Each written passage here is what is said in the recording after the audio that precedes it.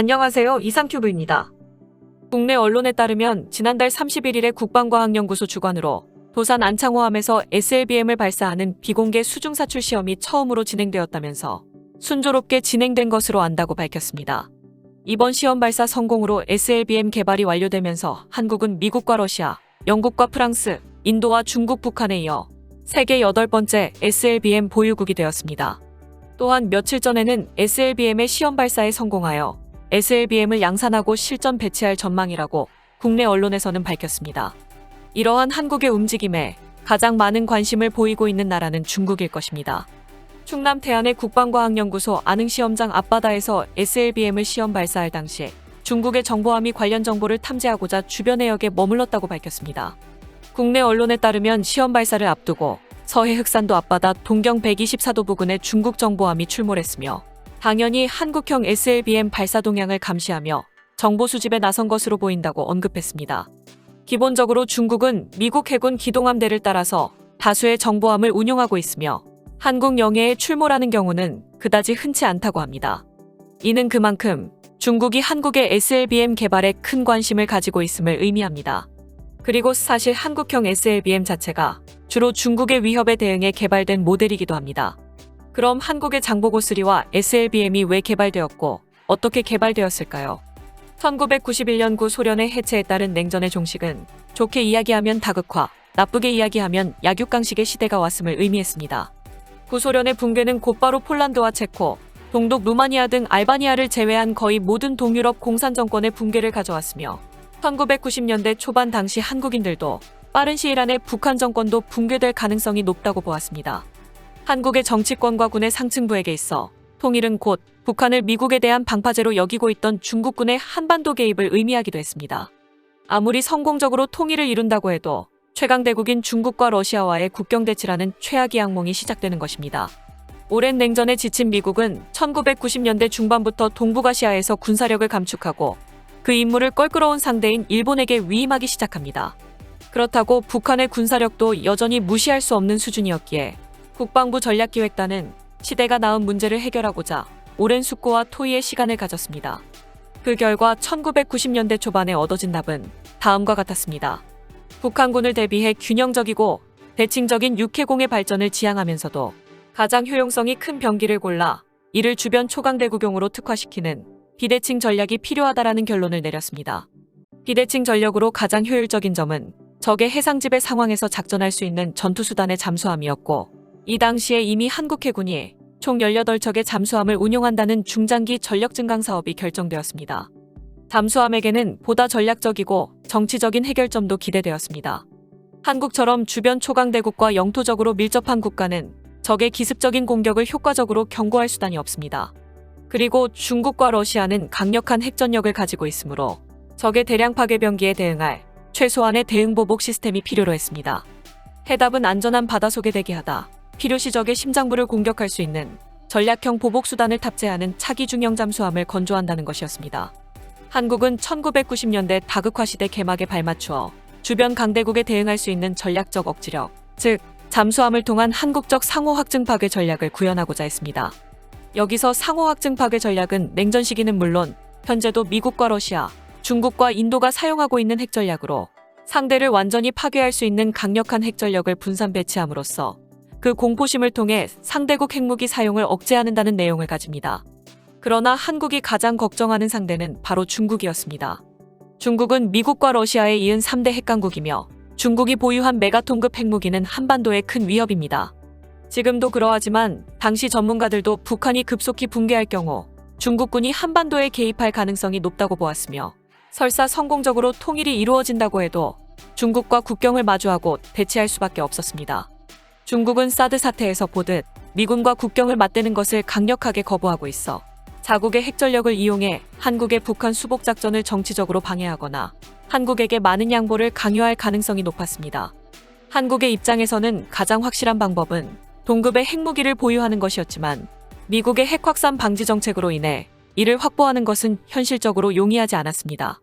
결국 1990년대 한국이 선택한 전략은 냉전 시절 프랑스가 작성한 비례억지 전략 혹은 영국의 모스크바 기준의 모방이었습니다. 프랑스와 영국은 미국이나 소련과 같은 대규모 핵전력을 구축할 경제력이나 기술력은 없었습니다. 그러므로 만약 소련과 전쟁이 일어난다면 멸망당하는 것은 확실하나 그 대신 소련의 대도시 한두 군데와 수천만 명의 목숨을 앗아간다는 보복 전략을 마련했습니다. 프랑스는 나름 균형적인 핵전력을 중시해 육해공군이 독자적인 핵무기 발사체를 운용하고 있습니다. 대표적으로 프랑스 해군은 르트리옹팡 전략원잠을 운용하고 있으며 프랑스 공군도 라파를 통해 ASMP 초음속 핵탑재 순항미사일을 운용하고 있습니다. 프랑스 육군은 한때는 중단거리 핵탑재 탄도미사일을 운용하고 있었지만 냉전 종식에 따라 점차적으로 해체해 현재는 보유하지 않고 있습니다. 영국의 경우도 구소련과 전쟁이 일어나면 모스크바만큼은 확실히 잿더미로 만들고 핵심 지도자까지 함께 저승길로 데려가겠다는 전략을 천명했습니다. 이 때문에 모스크바 기준이란 용어가 만들어졌으며 바로 한국의 장보고 3급이 이 전력을 기본적으로 사용하고 있습니다. 영국도 초창기에는 발칸 폭격기 등의 공중 핵전력을 운용했지만 영국은 이미 1970년대부터 핵무기 투발 능력을 전략 원자력 잠수함에 탑재된 SLBM 쪽으로 집중하기 시작했습니다. 영국의 제한된 국력으로는 미국이나 구소련 수준의 대규모 핵무기 발사 체계를 유지할 수 없다는 냉정한 결론에 따른 것이었습니다. 이에 영국은 미국으로부터 원자로를 도입해 원자력 잠수함을 건조함은 물론 1968년 미국 해군으로부터 사거리 4,600km급의 폴라리스 A3 SLBM 미사일 133기를 도입하게 되었습니다. 폴라리스 A3에는 ET-317이라는 영국제 핵탄두가 탑재되었는데 이 핵탄두는 200킬로톤급의 위력을 갖춤과 동시에 폴라리스 A3 하나에 3개의 핵탄두가 탑재되는 MIRV 형태를 갖추었습니다. 영국의 전략은 미국으로부터 SLBM 자체는 도입할 수 있으므로 러시아 모스크바의 방공망을 돌파할 수 있도록 다탄두 각계 목표 설정 재돌입 비행체 기술과 기동형 재돌입체 기술 고도화에 많은 노력을 기울인다는 것이었습니다.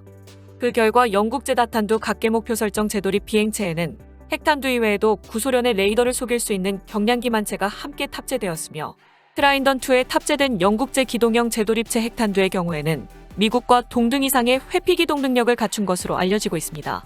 따라서 대한민국도 영국과 비슷한 억지 전략을 사용하고자 하고 있습니다.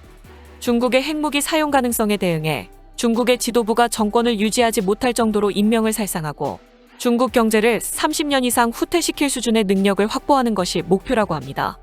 다시 말해 중국이 핵무기로 협박할 경우 대한민국의 국가 지도자 역시 우리도 혼자서 가진 않겠다라고 말할 수 있는 수준의 대량 살상 능력과 함께 우수한 생존성을 가진 운반수단을 확보하고자 했고 그 중심에 바로 장보고 3가 있었습니다.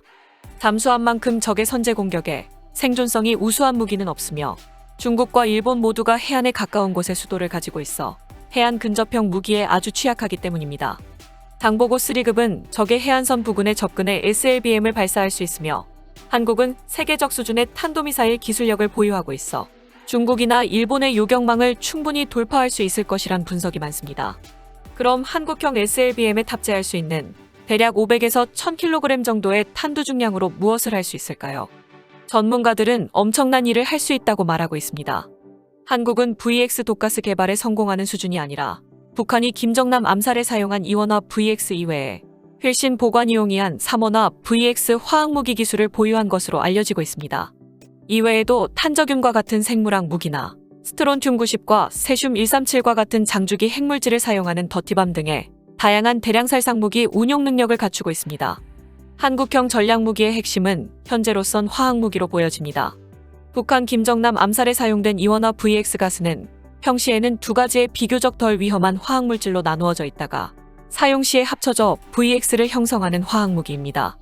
김정남이 암살당했을 당시 2명의 여성이 이원화 VX를 구성하는 2개의 화학물질을 각각 손에 바른 이후 얼굴에서 겹치도록 바름으로써 얼굴에서 VX 가스가 발생해 결국 김정남이 사망했습니다. 한국이 보유한 것으로 추정되는 3원화 VX 화학무기는 이원화 VX보다 유독성이 훨씬 적은 3개의 물질로 나누어져 있다가 사용 시에만 격벽이 뚫리면서 VX 가스가 만들어지게 됩니다. 당연히 보관과 운반이 편리하며 설사 누출 사고가 있다고 해도 이렇다 할 피해가 발생하지 않는 우수한 무기입니다. 한국은 공식적으로 화학무기의 존재에 대해서는 긍정도 부정도 하지 않지만 현재 대량의 노후화된 화학무기를 처리하고자 충북 영동군의 대규모 화학무기 폐기 시설을 운용하고 있으며 화학무기의 현대화에도 지속적으로 노력을 기울이고 있습니다. 또한 세계적인 백신 개발 국가이므로 그 반대로 생물학 무기 개발 능력도 갖추고 있으며 세계적 규모의 원자력 산업을 가지고 있어 원한다면 다양한 방사능 물질을 생산할 수 있습니다. 따라서 한국형 원자력 잠수함 설계에 참가한 서울대 석윤열 교수는 1조 원의 예산과 1천여 명의 인력만 있으면 6개월이면 원자폭탄을 만들 수 있으며 1년이면 수소폭탄도 개발할 수 있다고 밝혔습니다. 또한 6개월 정도의 시간이 추가로 주어진다면 탄도미사일에 탑재할 수 있을 정도로 소형화가 가능하다고 밝혔습니다. 지난 7월에 창원에서 열린 국방전시회에서는 수소폭탄의 핵심 원료인 삼중수소를 원자력 폐기물에서 뽑아내는 기술력을 보유한 앙코르라는 국내 업체가 참가하기도 했습니다. 어쨌든 중국의 핵전력에 대한 대응전력으로 탄생한 장보고3와 SLBM은 계획대로 순조롭게 진행되고 있는 것으로 보이며 앞으로 장보고3와 SLBM은 우리나라의 비대칭 전력의 한 축을 담당하게 될 것입니다. 이상 마치겠습니다. 시청해주셔서 고맙습니다. 이상큐브였습니다.